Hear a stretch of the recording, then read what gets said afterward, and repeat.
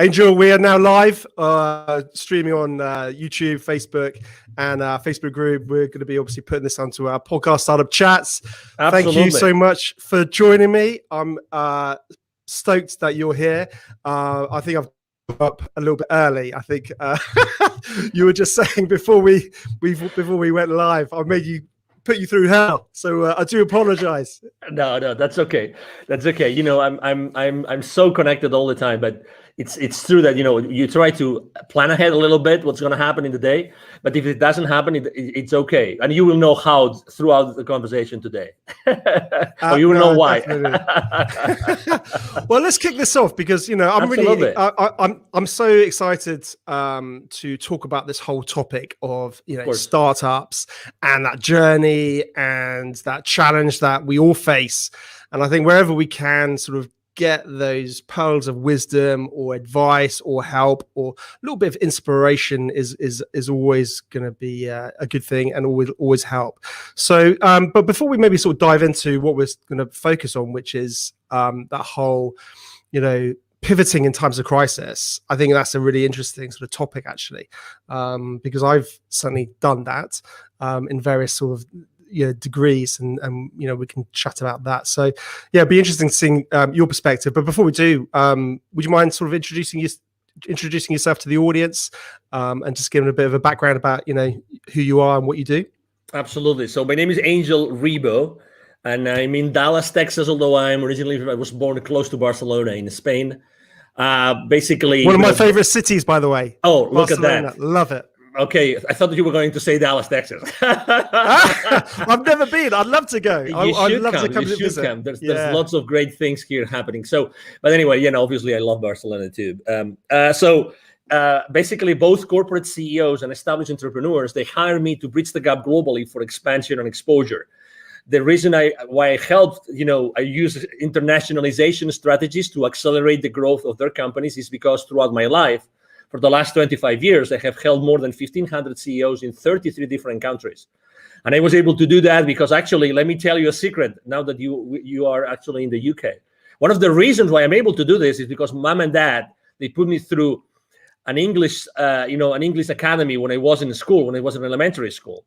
And outside school, I was learning English. And I remember that the summer of 1982, I spent a whole summer in Scarborough, North Yorkshire in the UK, learning English. And I decided I'm not going to speak a word of Spanish for a whole month. And I requested that company to put me actually, obviously, with an English family, but I don't want to have contact with any Spaniard throughout the entire month. So I had actually a Swedish student doing the same thing, learning English in the UK as the same as me. And I only had contact with Swedish people and people from other places, but not with the Spaniards. And that's why I was able to speak English. And then, you know, I started my international career and everything. Something which is also really important is that, you know, as I lived in Latin America for 10 years, my heart and soul is with the kids in need in Latin America. And I started my nonprofit. It's called Wisdom for Kids. I did that 3 years ago. I'm the co-founder and president of Wisdom for Kids. And we help underprivileged kids in Latin America become entrepreneurs using the local resources. That's in a nutshell, you know, who I am and what I do in my life, Ben. No, that sounds amazing. You sound like you've been doing a lot and have a lot on your plate right now. So absolutely, it's always fascinating. And to be honest with you, I'd love to sort of dive more into all of those little, you know, all those elements and those niches to understand more about them. That'd be amazing. But maybe that's for another day. Absolutely. We can be, I mean, obviously, thank you very much for having me, Ben, here. And thank you, everybody listening to us today. I can be with you guys anytime. You just tell me 5 minutes before, and I'll promise to be there. Okay, Ben? Pinky promise. and that never happened, of course. Pinky promise. Pinky. My son does that to me. He makes me do pinky promises. You see? Of course, I told you just 5 minutes, as opposed to the 1 minute today. It's 5 minutes. I mean, this is like 5 times more time ahead. It's wonderful. You'll have to return the favor for me. You'll have to do the same for me one day.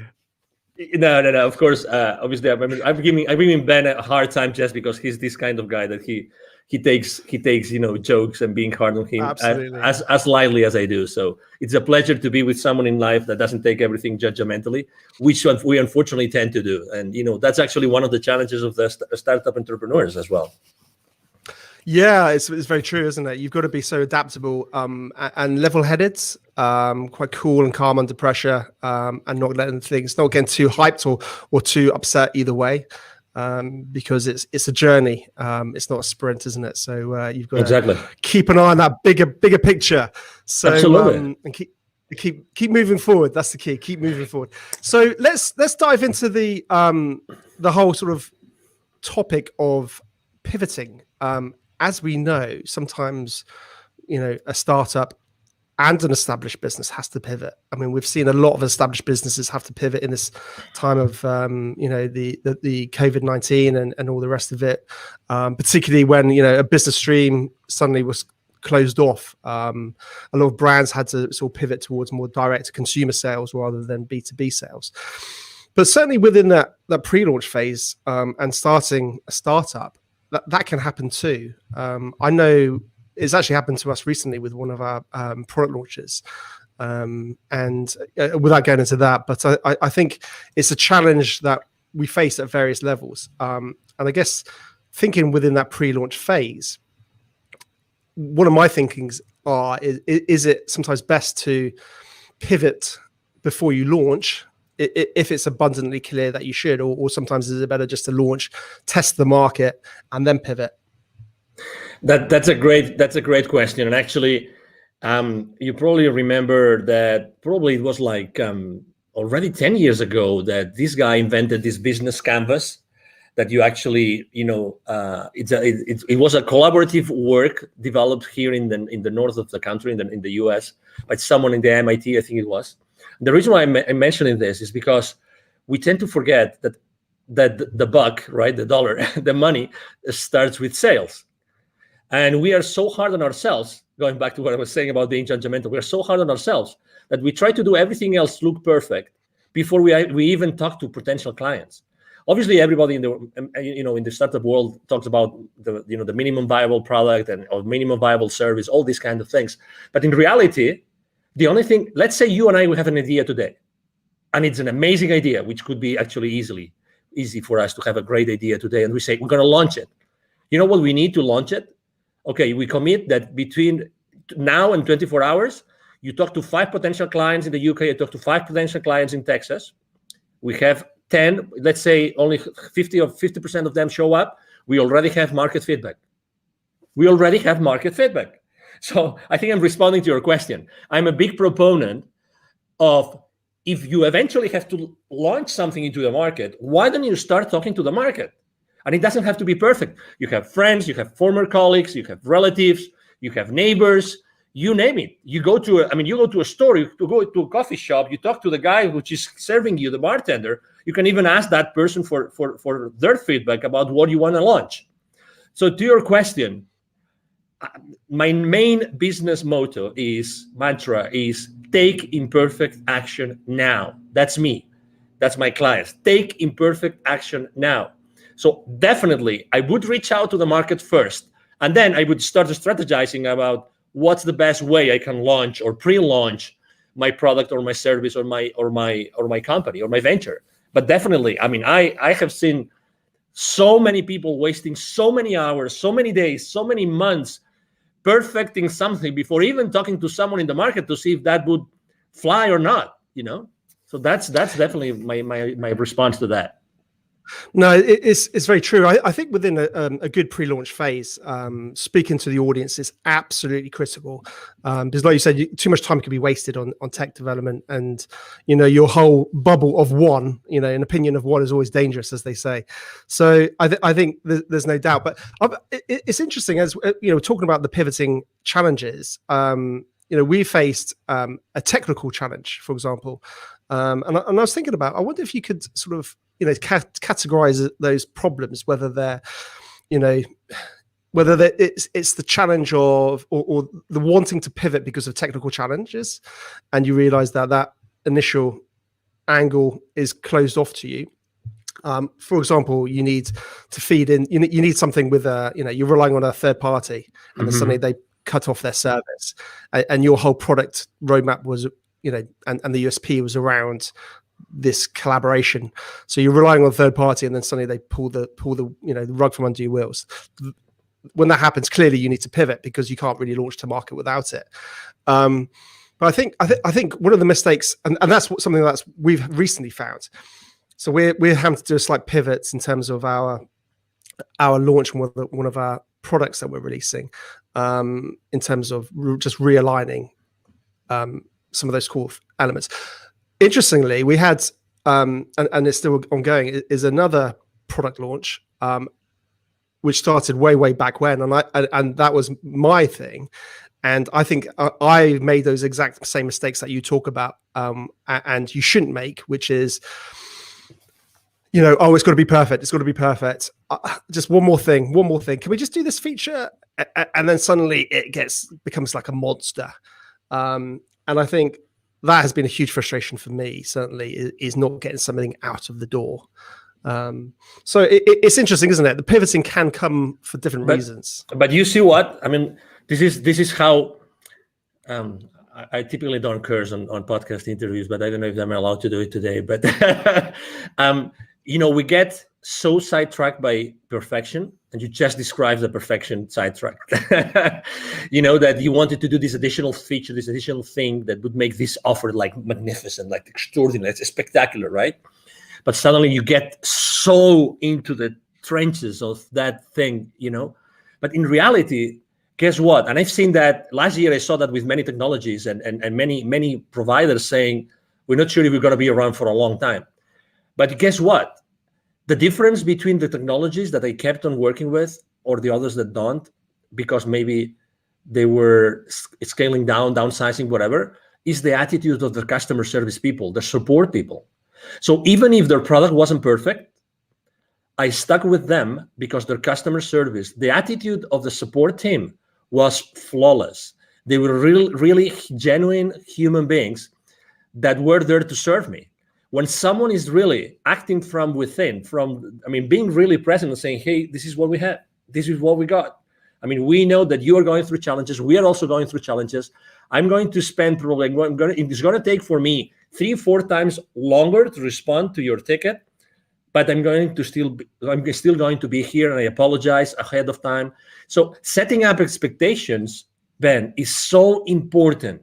It's so important. I'd rather work with someone who has a not so, let's say, mature technology, or not such a comprehensive technology or service, but their relationship with me is so human, is so empathetic, because I really value that, and I'm going to connect with that person much more in depth. It's so interesting, isn't it? Because ultimately we start talking about the whole branding element of a business, of a startup, of an entity. What are the core values of that business? How does it want to interact and engage with its customers and clients on board? And I think we then start sort of diving into that world of the community, building a community, and whether that's, I guess, having a really good call center or team that respond to tickets and problems, or even I've seen really interesting communities built up on like Facebook groups where startups are really engaged with their communities. And I think having that authenticity and that dialogue, that's the key, isn't it? Like you touched on, it's that dialogue to say, hey, Angel, we're working on it. This is our tech roadmap. This is what we're working on. We're struggling. We're trying to get things off the ground. We're bootstrapping it, or whatever it is. And then you can feel, more of a passion towards that brand and company, and see the face behind it. Yeah. And on its own, actually, if we think about it, that's such a strong, powerful part of planning in any pre-launch phase, but also post-launch, because obviously that's when you've got to deliver effectively. And follow through, and that's always challenging. Absolutely. And I can give you even another example. Last year, there's this technology that they love to use. My team is an expert on using that. It's called Zapier, which allows you to automatize so many different systems. Zapier takes webhooks from here and there and blah blah blah, integrates so many. So I use a specific dashboard with my clients, and guess what? This guy said they're not cheap, but this guy said, we're going to give you 3 to 6 months for free, just because we know you're suffering. And their support system is great. Okay, so they gave me 6 months for free subscription last year, just for the sake of it. Just for the sake of it, because I was a small business owner, I qualify, blah, blah, blah. Just 3-4 months ago, a competitor came up to the market at a fraction of their price. And they offer you so many more actions per month, which is the currency that Zapier uses. So like a fraction of the price and offering you much more for that fraction of the price. But guess what? I'm not going to change from Zapier. I'm just giving you an example, right? I'm not going to change because they stood behind me, with me all the way. They provided me extraordinary service. They even said, we know cash flow is an issue for you. We're going to support you. So, oh my God, do you think that they will ever leave Zapier as a technology provider for my team and myself? Of course not. The branding, they have, my concept about these guys, what they're going to do for me whenever my business grows more and more and more, and I need them more and more and more, they will be there for me all the way. It's amazing. Exactly. It's about the brand. It's amazing. Do you agree? 100%. And it's interesting, isn't it? Because I guess if you've got that strong narrative, that strong brand, that's good, that story that people buy into, if you do have to pivot, then it's much easier to bring them with you, because I guess you can again have that honesty and say, hey, listen, we're having to realign our business model. We're having to do this. Come with us. And when that pivoting moment does come, I'm guessing that's a lot easier. Yeah, it is because again, you trust them. You have already developed that relationship. It's all about expectations, Ben. I mean, really setting up the right expectations is so important at all levels. We tend to, there's a concept I use both when I coach personally the CEOs and when I work with in business, when I'm doing business consulting, which is a secret contract. And think about it. This concept of secret contract is just brilliant. With every single person that you have a relationship with, Ben, and everybody listening to us, with every person that you have a relationship, there's a lot of things that you've never shared with that person, but you expect from them. You've never spoken about those things, but you expect from these people a certain things. And the other way around. You've never talked about that with them, or they never talked about that with you, but they expect things from you. And that even happens with your business, with your family, with your partner, with your life partner, with your kids, with your father, mother, with your siblings. There's always those things that you expect from them, but you've probably never asked them or talked with them about them. That's why setting expectations is so important in the journey of an entrepreneur, of a startup CEO. Setting the right expectations with everybody, with all your stakeholders, is so important. And just with that, you are building, just with that very simple thing of setting the right expectations, you're starting to build a very strong brand. You will never be in denial. You will never sweep things under the rug, ever. You will always be there because you are very clear on the expectations. That's so important. And it's so easy to do. But in reality, we don't do it. No, it's interesting, and I think you hit the nail on the head, because it also is very similar to just old ways of doing business well. We're talking about digital businesses, online businesses, and all the rest, but it's about doing business well, and it's always been the case. Whenever you're dealing with a client, setting expectations, whether it's timeframes or what you can achieve by when, and being realistic with that rather than over promising. If you can set a realistic expectations and actually over deliver and things like that, it's just simple things, isn't it? But I think what we need to what we need to start thinking about, I guess, as startup founders and all the rest of it, is how we set those expectations in a digital format to the masses, if that makes sense. How do we communicate that? And that might be simple as just, I guess, creating a Facebook group about your business and start talking about it, and then setting those expectations. It's interesting, actually. I've started to sort of observe the technology side of. By the way, I don't want this to get into some crypto sort of video here, because there's plenty of those out there. But it's interesting the technologies behind it, and some of those guys who are leading those technologies. and the way that they build community, and the way that they engage and constantly keep their audience who are interested updated. The one that springs to mind, if I'm honest, is probably I'm gonna forget his name. The Cardano founder, Charles Hodgkinson, something like that.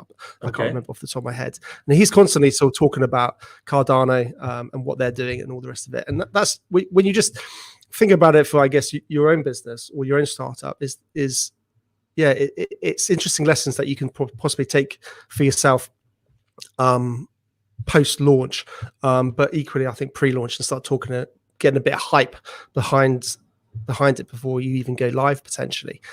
When should a business, I guess, not pivot? That's an interesting question. Can businesses pivot too soon? I think that the market speaks.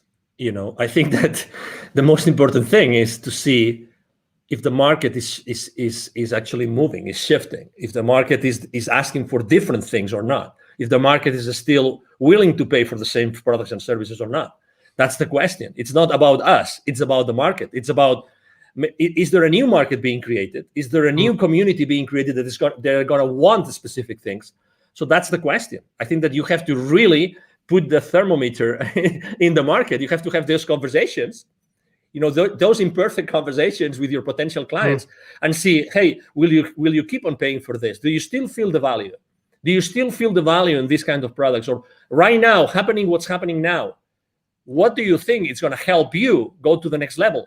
How many times, honestly, think about this, Ben. How many times before you sell to a client, you actually tell them this: I know I'm going to be part of your problem when you place the PO with me, because you're going to put X amount of money on my pocket and you will have nothing in return.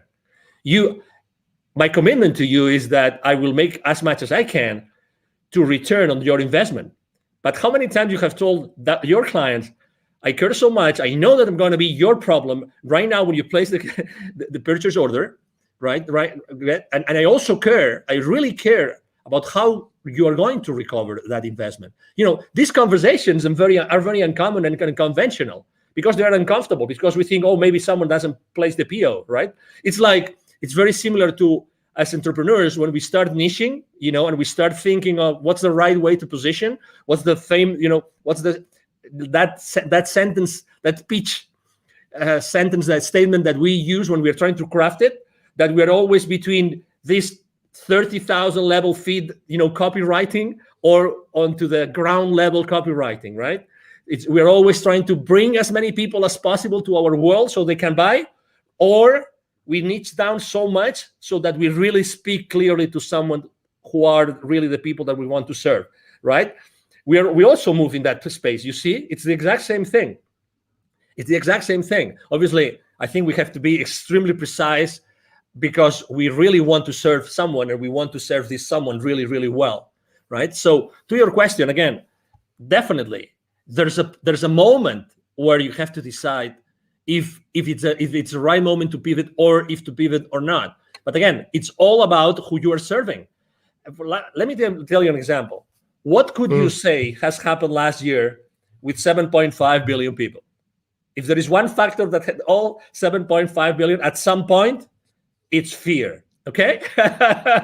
I'm not talking about politics. Okay. I'm just saying what it is. There's never been more fear in the planet like last year. Okay. And maybe it continues this year for whatever reason. Okay. I have been building bridges. You are a public figure. I'm a public figure. We're here to build bridges. We're not here to fracture the society. We're here to actually help everybody come together, get together, and make this world a better place. That's why you're doing what you're doing. 100%. That's what I'm doing. Exactly. Right. So, but still, if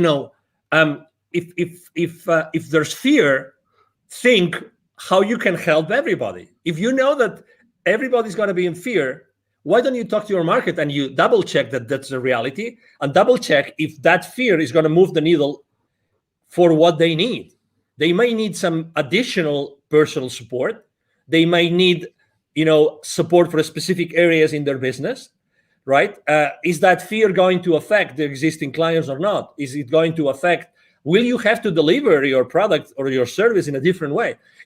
Again, it's all about the market. It's all about the people, how they feel. It's all about human beings. It's all about human beings, how they feel inside. They're going to make the purchase decision. The buyer, decision has it changed? Are there different criteria? The purchasing criteria of our clients, has it changed? The decision process, has it changed? It's all these kind of things that you have to think about before you decide to pivot or not. Yeah, no, definitely. I mean, that's an interesting point. Has it changed? I mean, ultimately, their buying decision might not have changed, but the way that they buy it may have changed. They might not be able to go into the shop like they used to. So, how can you deliver that product or service in a format that they can still access? Because they may well still want it. We've seen that, haven't we, with gyms? Gyms have got, people can't go to physical gyms in the UK. I'm not sure what it's like in America, but so people are having to think about, how can I deliver that course online effectively, because those people still want that. And you're 100% right. And I think this goes from pre-launch and carries on continuously forever, is knowing your audience. You touched on that, and listening to your audience. But it's really easy to say that. Well, people think, oh, my audience is everybody. And I think it's so important. And you touched on it. You got to really drill down on who you want to help. And know that market inside out, and that can change. But absolutely. I think have a focus where it is right now. Going back to the is there a right time to pivot? It's interesting because as I completely agree with everything you're saying, but part of me also wonders whether you can be too soon. You can be an innovator, and you could be creating something that the market's never seen.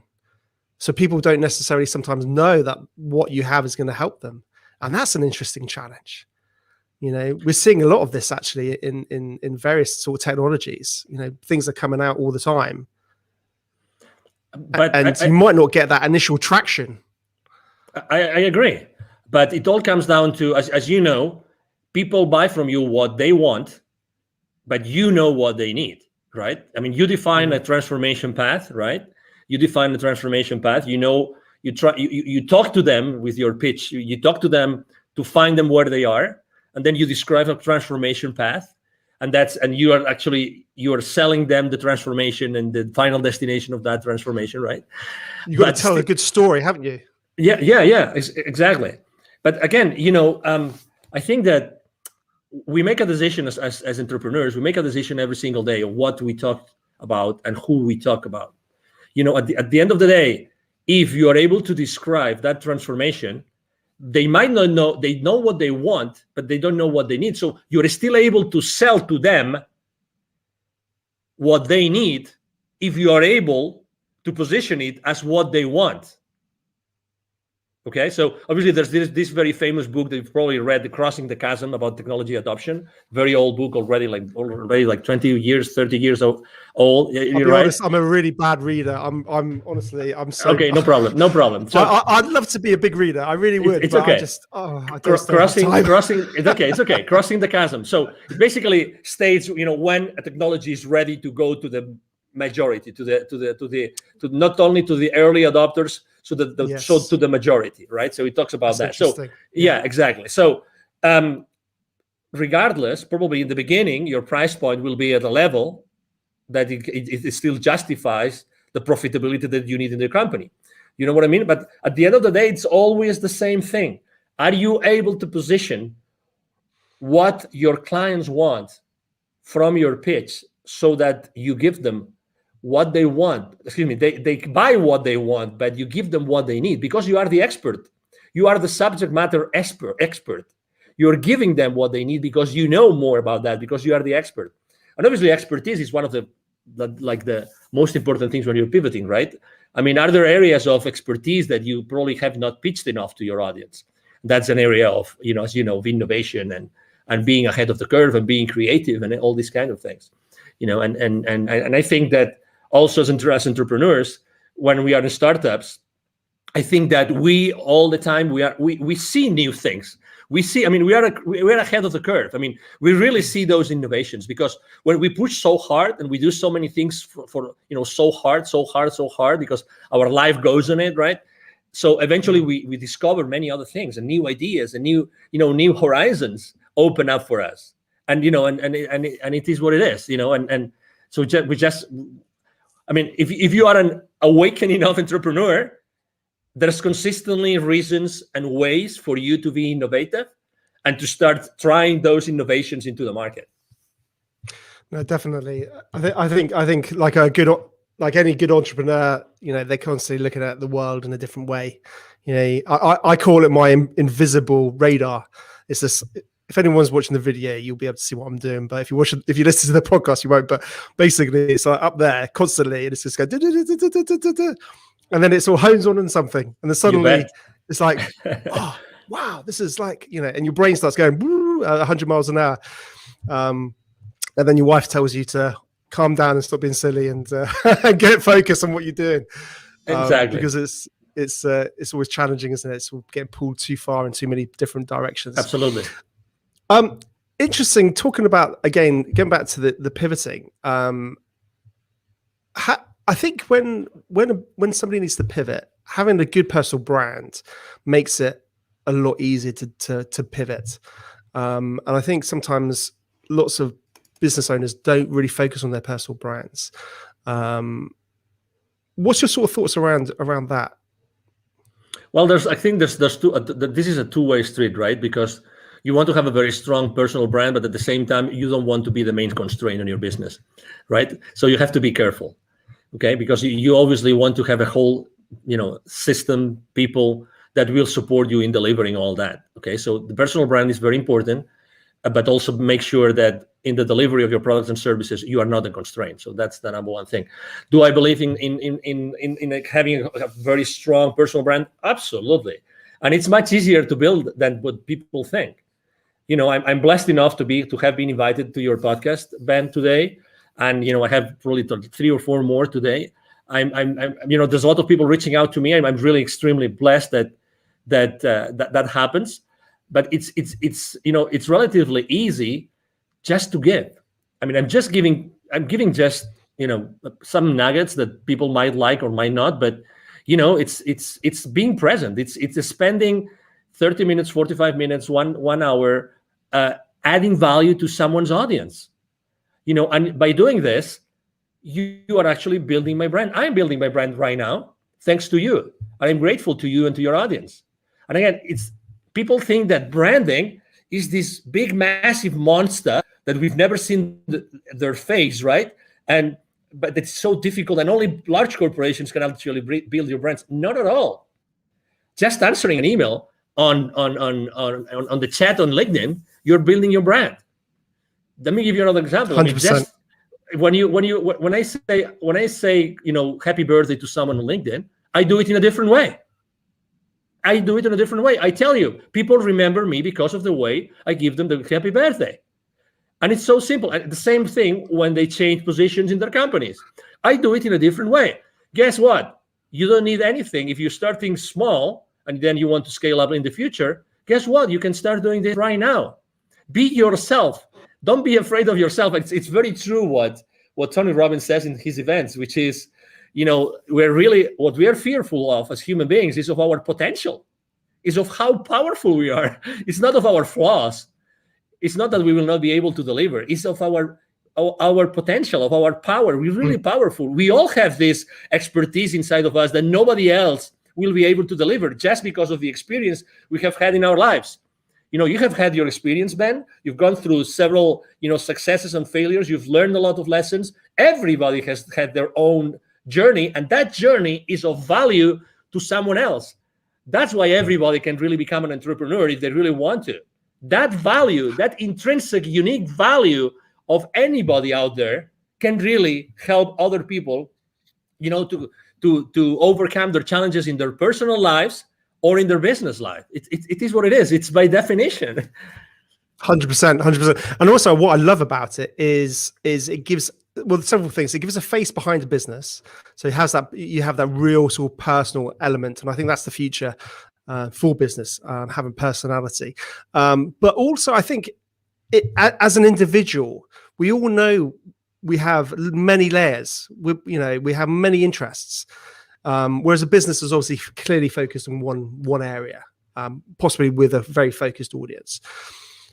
But with a personal brand, people, you're able to express more of your interests. You're able to express more of your fascinations and your other hobbies and other, businesses. So I think certainly if you do need to pivot, it's much easier to do so, and because people believe and buy into you, not that particular product or service. So I think that's something very, very interesting. So in terms of sort of top tips or advice you could possibly pass on to any budding, startup founder, what would that be? Well, I said it before briefly, but it's definitely, I think that's, honestly, I think this is at least 50% of the success, of the secret to success for any entrepreneur right now, which is take imperfect action now. Take imperfect action now. Expose yourself. Whatever you want to do, start doing it right now, immediately. Start talking to potential clients, to potential partners, to potential collaborators, to potential allies, immediately. Take imperfect action now. Don't wait. There's never going to be a perfect time for you to become an entrepreneur. Never. Yeah. So why don't you start doing it now? You don't really need much. Honestly, you don't really need much. Really. I mean, what did they say? Yesterday's the worst day, today's the best day, or something like that. I probably got that completely wrong. No, yesterday was the best day. Today, I can't remember. I'm just probably making something up. No, that's okay. But it's a matter of, hey, take imperfect action now. And then as soon as you start making steps, taking those steps, as soon as you start doing that, you will start seeing the forest. You will start seeing this works, it doesn't work, this could work, this couldn't. You start seeing the rest of it. But you have to start making those steps. You know what I mean? So definitely. Exactly. So be humble enough to do that. Definitely. And just out of interest, on a side note, Angel, what's the sort of whole startup scene like in Dallas, and in your hometown? What's business like there? Well, I have to say, first of all, it has changed and improved a lot. Dallas used not to be the startup hub that it is today. I've been very involved with the startup community here. Actually, last year, it's so funny. Last year, I gave 2 different webinars to the startup community here, and the title of both webinars were Pivoting in Times of Crisis. both of them. So there's a very strong community for startups here, very strong. That particular accelerator I gave the webinars to, it's called The Deck, but there's many accelerators. The mayor of Dallas himself, he has said many times on the stage, he wants to become a very stronghold, important stronghold of the startup community in the country. And there's a lot of, angel investors community and family offices. And this, it's really a great place to be an entrepreneur and to start up your business. I'm very involved with the Startup Week here and with the Startup Weekends. I've been the jury for a few Startup Weekends as well. So, it's a great place to be, definitely. I would encourage anybody that would like to maybe try and come to the US. This is a great place to be. Fantastic. And am I right in thinking a lot of people are moving out from California and Silicon Valley to Dallas? Totally. Is that right? Yeah, it's true. Actually, large corporations, even before the pandemic started large corporations from California started to relocate here. And right now it's massive. It's massive, the amount of people that are moving from California and many other states to Dallas, to Texas, North Texas, because Dallas is strategically positioned. You don't think about it, but Texas is a huge state. We will never run out of space. That's the beauty. We will never run out of space. And we don't have a state income tax, which is great. And also, the property prices are pretty reasonable. So yeah, it's a great place to be. Ben, you should start making your luggage here. Come on. Well, I've got a wife and 2 kids to sort of bring in tow. So great school systems here. Great school system. Oh, fantastic. Well, absolutely. You know what? We can have this conversation aside, Ben. Well, it'd be great one day, definitely. I think in my dream one day, I really want to make sure I get to meet, like you in the real world, and all my guests, because I think it's it's very easy for us to just do it virtually, and that's fantastic. But I think if we can actually try and do that, like down the pub and have a beer, that's where relationships can get built and go further. And I think digital and what we can do now is amazing. But I think if we can get that, carry on with that social element into the real world, I think it gets even more powerful.